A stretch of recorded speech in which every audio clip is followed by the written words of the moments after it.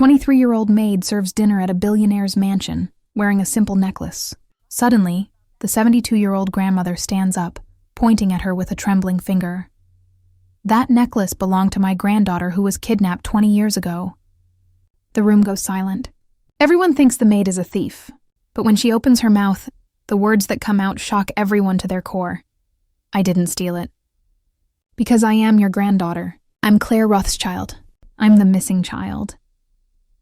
What follows is a DNA test, a family conspiracy, and a truth so devastating it will destroy this billionaire family before rebuilding it in the most unexpected way. This is the true story of the necklace that revealed everything. What city are you watching this video from, and what time is it? By the way, if you're enjoying my videos, I'd be so happy if you could subscribe to my channel and like this video. The silence in the dining room of the Rothschild mansion became deafening when Mrs. Catherine, 72 years old, widow of the wealthiest financier in New York, pointed an accusing finger at Emma, the young 23-year-old housekeeper. The pearl necklace that Emma wore with her humble blue uniform gleamed under the crystal chandelier, and Mrs. Catherine's icy eyes narrowed dangerously. In front of 12 guests from New York high society, including her son Michael, she declared in a cutting voice that the necklace belonged to her granddaughter Claire, who had mysteriously disappeared 20 years ago. Emma turned pale as a ghost. But what she said next would shock not only Mrs. Catherine, but would bring down 20 years of lies, reveal a hidden crime, and prove that sometimes the truth is more heartbreaking than any fiction. Because that necklace wasn't just a piece of jewelry. It was the key to a secret that would destroy a family only to rebuild it in ways no one could have ever imagined. Because that necklace wasn't just a piece of jewelry, it was the key to a secret that would destroy a family and then rebuild it in ways no one would have ever imagined. The Rothschild mansion dominated the hills of Westchester County, an architectural masterpiece from the early 1900s with 20 rooms, French gardens, and an art collection that would make national museums envious. It was there that Catherine Rothschild reigned like a queen, widowed for 10 years from the legendary Richard Rothschild, the man who had built a financial empire starting from nothing. That November evening hosted a dinner for 12 people, families from New York aristocracy, old friends, and her son Michael, 42 years old, CEO of Rothschild Holdings. It was one of those formal dinners where each piece of silverware had its place. Each word was measured, each smile calculated. Mrs. Catherine sat at the head of the table as always, impeccable in her red Chanel suit, her silver hair perfectly styled, authentic pearls around her neck worth as much as a full apartment. Emma Martinez, 23 years old, had been hired as a housekeeper 3 months earlier. She came from a small town in rural Tennessee. She had lost both parents in a car accident when she was 18, and since then had worked as a waitress, sales clerk, anything to survive. When the placement agency offered her the position at the Rothschild mansion, she couldn't believe her luck. The salary was generous. She had her own room in the guest house, and the Rothschilds seemed like respectable people. Emma was a simple girl, but naturally beautiful. Brown hair pulled back in a practical bun, green eyes that betrayed a lively intelligence, polite manners learned from her grandmother who had taught her that dignity doesn't depend on wealth, but on character. That evening, she wore the blue uniform with the white apron that Mrs. Catherine insisted housekeepers wear during formal dinners, an old-fashioned touch that was part of the image the lady of the house wanted to. Project Emma was serving the second course, moving discreetly among the guests when it happened. As she leaned forward to pour wine into Mrs. Catherine's glass, the collar of her uniform shifted slightly, revealing the necklace she always wore around her neck. It was a simple but elegant necklace, a heart-shaped pendant with the initials CM engraved on a delicate silver chain. Emma had worn it since she could remember, a gift from her grandmother before she died, who had told her it had belonged to her mother. Mrs. Catherine saw it. For a moment, time seemed to stop. The wineglass almost slipped from her hands. Her face, normally composed in an expression of polite superiority, contorted into something between shock and fury. She stood up so abruptly that the chair behind her nearly fell. The noise attracted everyone's attention. With a voice that cut through the air like a knife, Mrs. Catherine said the words that would change everything. That necklace had belonged to her granddaughter Claire. Claire Rothschild, the daughter of her son Michael and Elena, who had died tragically when Claire was only 2 years old. Claire had disappeared 20 years ago, kidnapped from the mansion's garden one summer afternoon. She was never found, and that necklace with those initials had been specially made for her. The silence in the room was so thick you could cut it. All eyes were fixed on Emma, who had turned as white as her apron. Michael had jumped up, his hands trembling as he stared at the necklace. The memories overwhelmed him. The morning his wife Elena had commissioned that necklace, little Claire who always wore it, the day she disappeared and the necklace with her. Emma opened her mouth, closed it, opened it again. Her voice was barely more than a whisper when she said she hadn't stolen anything. That necklace was hers. Her grandmother had given it to her. She didn't know anything about any Claire Rothschild. Mrs. Catherine laughed, a bitter sound without joy. "Liar," she said. "Thief! How did you come into possession of that necklace? Did you steal it from the house? Were you an accomplice to the kidnapping 20 years ago?" The accusations flew like arrows. The guests murmured among themselves, scandalized. Someone took out their cell phone to call the police. Michael was petrified, unable to move or speak, staring at that necklace he hadn't seen in 20 years. And Emma, poor Emma, felt the ground disappear beneath her feet. She was about to faint when she finally found the voice to say the words that would change everything. She hadn't stolen the necklace. She couldn't have stolen it because that necklace had been with her since she could remember. Emma Martinez wasn't Emma Martinez. She was Claire Rothschild. She was the missing child. Chaos erupted in the dining room. Mrs. Catherine looked about to collapse. Michael staggered as if he'd been physically struck. The guests all began talking at once, voices overlapping in an orchestra of disbelief and shock. But Emma, or Claire, or whoever she was, continued speaking. The words came out in an unstoppable river, fueled by 20 years of confusion and unanswered questions. She told how her earliest memories were vague, fragmented. She remembered a big house, a garden with a fountain, a woman who sang while brushing her hair. But then there was a black hole in her memory. And when the memories started again, she was about 3 years old, and with a woman she called Grandma, Mary Johnson, in a small Tennessee town. Grandma had told her that her parents had died in an accident, that she was the only family she had left, that her name was Emma, and she should be a good girl. Emma had grown up loved by that grandmother, but always with the feeling that something didn't add up. She had recurring dreams of another life, of a man who threw her in the air laughing, of a house filled with light. But when she talked about it with Grandma, the woman would get nervous and change the subject. The necklace was the only physical thing from her past. Grandma had told her it belonged to her mother, that she should always keep it. On her deathbed, 6 months earlier, Grandma had cried and asked for forgiveness, but died before she could explain why. Mrs. Catherine listened with an expression that went through every imaginable emotion. When Emma finished, she sat down slowly, suddenly seeming much older than her 72 years. Michael approached Emma with uncertain steps, as if walking on thin ice.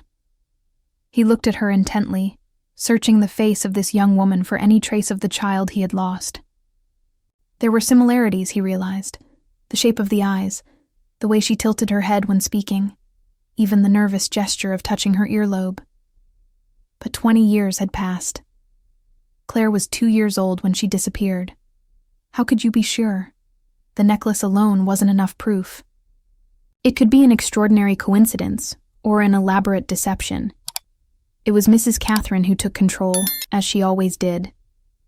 With a firm voice, despite the visible trembling of her hands, she said they would do a DNA test. She immediately called her personal lawyer, who in turn contacted a private clinic that would handle the matter with absolute discretion. They couldn't allow the press to get hold of the story before knowing the truth. That night became surreal. The guests were politely but firmly invited to leave, with the implicit threat that if anyone talked to the press, they would face legal consequences. The mansion emptied quickly, leaving only the family and Emma in the great room, which suddenly seemed too big and too empty. The doctor arrived in less than an hour, discreet and professional. He took DNA samples from Emma and Michael. The paternity test would give definitive results in 24 hours with emergency procedure. 24 hours that would seem like an eternity. Emma was taken to one of the guest rooms. Mrs. Catherine insisted she couldn't go back to her room in the guest house. Not until they knew the truth.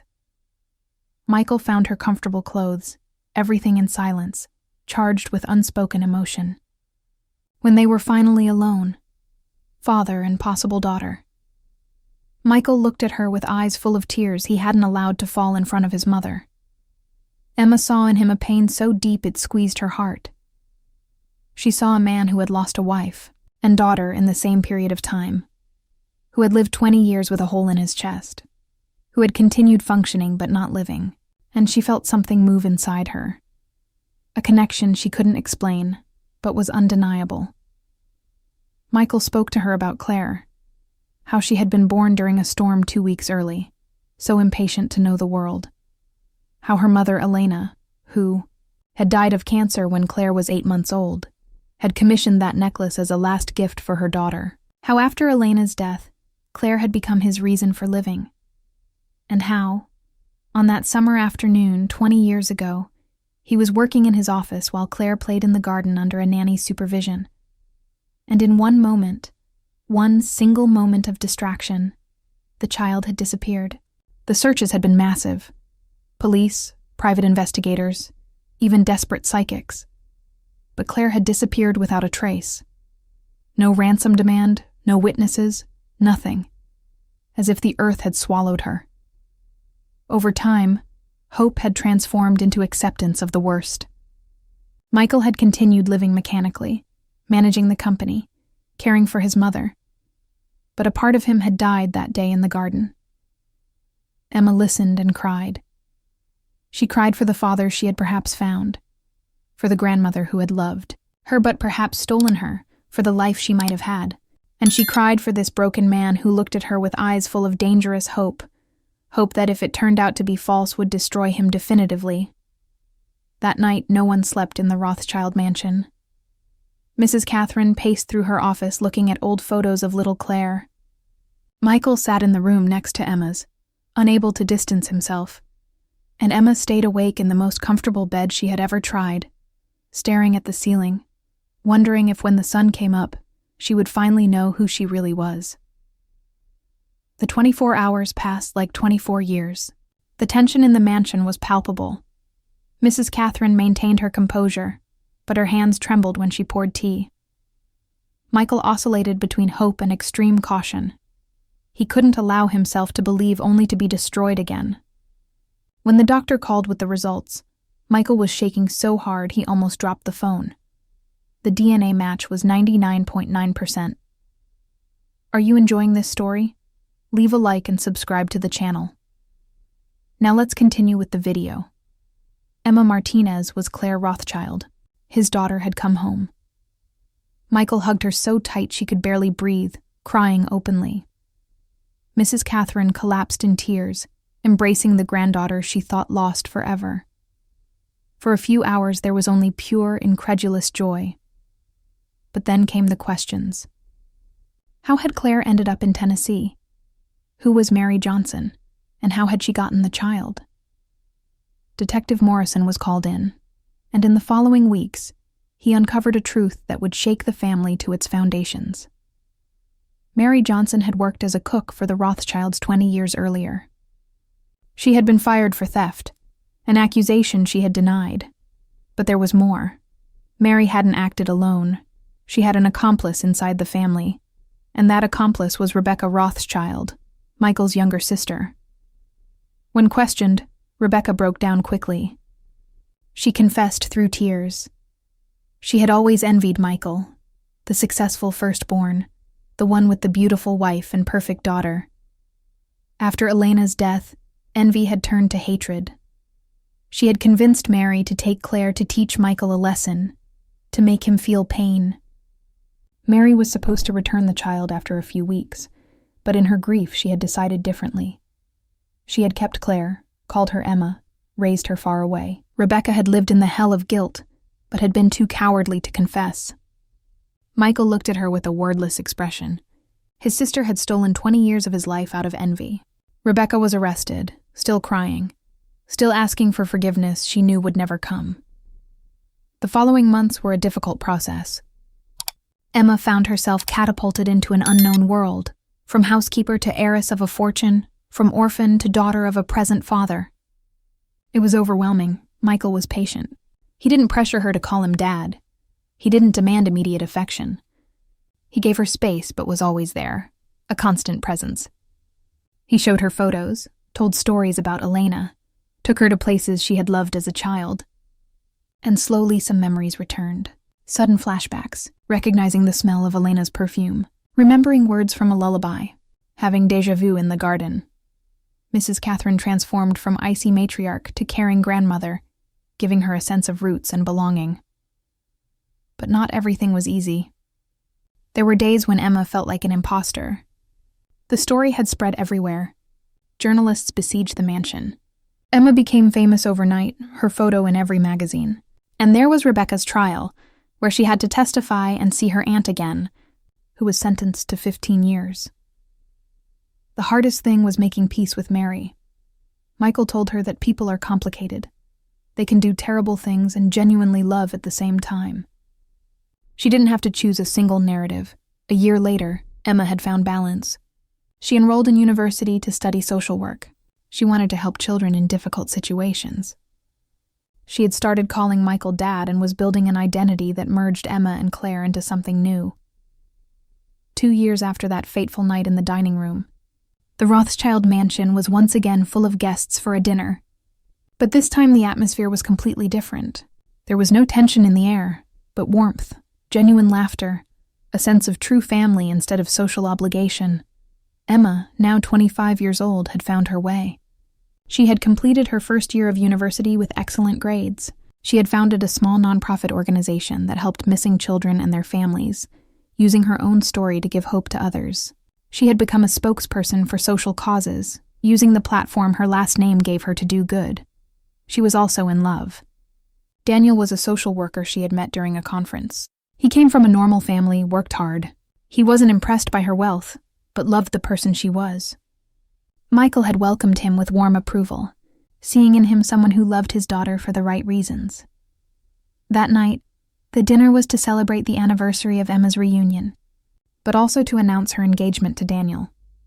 Michael was about to make a toast when something unexpected happened. Mrs. Catherine stood up with a velvet box in her hand. Inside was the pearl necklace she had worn that night 2 years earlier. The complete set of authentic pearls worth hundreds of thousands of dollars. But it wasn't what she wanted to give Emma.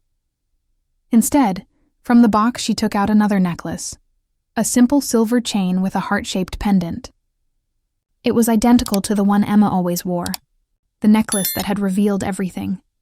Mrs. Catherine explained with a voice full of emotion that when Elena died, she had commissioned 2 identical necklaces, one for Claire that Emma wore, and one that she had kept as a memento of the daughter-in-law she had loved like a daughter and the granddaughter she thought she had lost. Now she wanted Emma to have both, a complete set, a circle that was closing. Emma cried as her grandmother placed the second necklace on her. Now she had 2 hearts around her neck, 2 symbols of the love that had accompanied her in different ways through 2 lives. The necklace from the mother she didn't remember but who had loved her enough to leave her a piece of herself. And the necklace from the grandmother who had waited 20 years hoping for a miracle. Michael watched the scene with a full heart. He had lost so much. Elena, 20 years with Claire, his sister who had been revealed as a traitor. But he had also gained a daughter rediscovered, a relationship he was building brick by brick, the possibility of a future he had thought lost forever. During the toast, Michael spoke of resilience, of how families can be destroyed and rebuilt, of how truth, no matter how painful, is always better than lies. He spoke of Elena, honoring her memory, but also acknowledging it was time to move forward. And he spoke of Emma, his daughter, who had been taken but who had returned, not as the child he had lost, but as the extraordinary woman she had become despite everything. Emma responded with words that came from the depths of her heart. She said that for 20 years she had been Emma Martinez, a girl who thought she was an orphan and had to fight for everything. Then she had become Claire Rothschild, an identity she didn't recognize but had to learn to embrace. But now she was simply herself, a fusion of both identities, shaped as much by hardships as by privilege, as much by loss as by reunion. She wasn't angry with Mary for kidnapping her.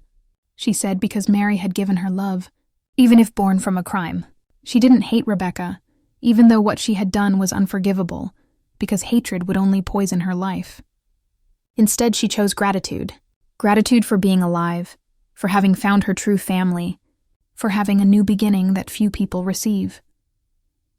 5 years after that first fateful dinner, Emma and Daniel got married in the garden of the Rothschild mansion. It was the same garden from which she had been kidnapped as a child, but now, instead of being a place of trauma, it had become a place of celebration and new beginning. Michael walked his daughter down the aisle of white chairs, tears running freely down his face. He was no longer ashamed to cry. Emma had taught him that emotions are strength, not weakness. Mrs. Catherine sat in the front row, 92 years old but still lucid, watching her granddaughter with pure pride. During the vows, Emma said something that touched every heart present. She said that life had taught her that family isn't just blood. Mary Johnson, despite everything, had been her family, and now she had a new family, as much chosen as given. She had Michael, her father, who had never stopped searching for her in his heart. She had Grandma Catherine, who had welcomed her with open arms. And she had Daniel, who had chosen her knowing her entire complicated history. After the wedding, Emma and Daniel settled into their own home near the mansion. Emma continued her work with missing children, her organization growing to become one of the most respected in America. Michael slowly gave management of the company to trusted managers, choosing to spend more time with his daughter and, when they arrived, with his grandchildren. Because 2 years after the wedding, Emma gave birth to a baby girl. They named her Elena Mary, a name that honored both the mother Emma hadn't known and the grandmother who had raised her. When Michael held his little granddaughter for the first time, he felt the circle closing completely. He had lost a daughter and found her again.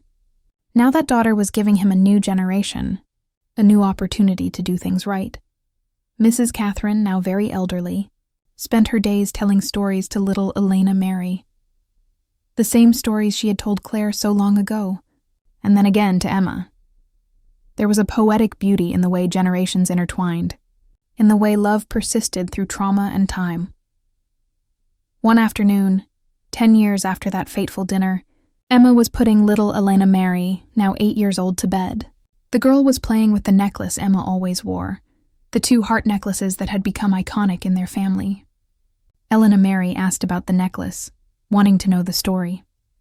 Emma told her a child-adapted version of how sometimes people get lost but can be found, of how love leaves marks that cannot be erased, of how family is both who gave us life and who chooses to love us. Elena Mary listened with wide eyes. Then she said that someday she too would want a special necklace.